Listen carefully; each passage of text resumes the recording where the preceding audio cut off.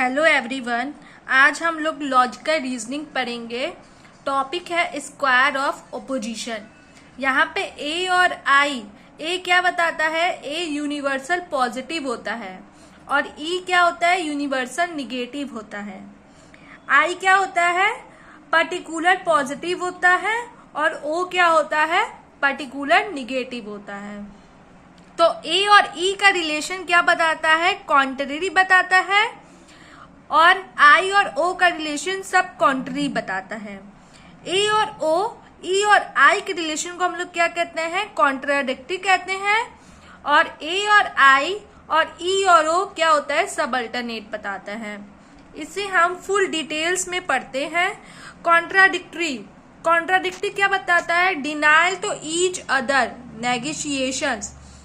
If one is true, अगर एक true रहेगा तो दूसरा फॉल्स रहेगा और उसी के साथ अगर दूसरा फॉल्स रहेगा तो उसका अदर वाला ट्रू रहेगा।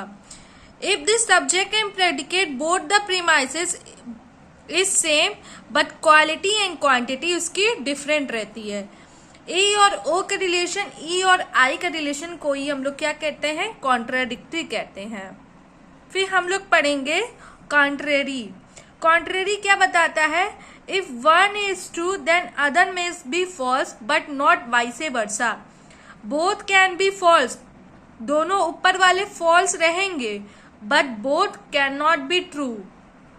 ए और ई के रिलेशन को ही हम लोग क्या कहते हैं? कॉन्ट्रेरी कहते हैं। और सब कॉन्ट्रेरी क्या होता है? बोथ कैन बी ट्रू और both can not be false.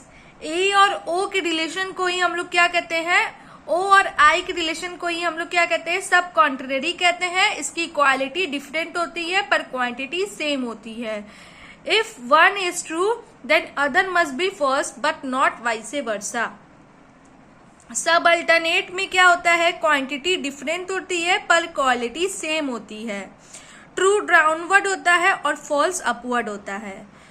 तो अगर आपको लॉजिकल रीजनिंग समझ में आए हैं, टॉपिक स्क्वायर ऑफ ऑपोजिशन समझ में आए हैं, तो हमारे बैचेस दिए गए हैं, आप उसे कांटेक्ट करिए।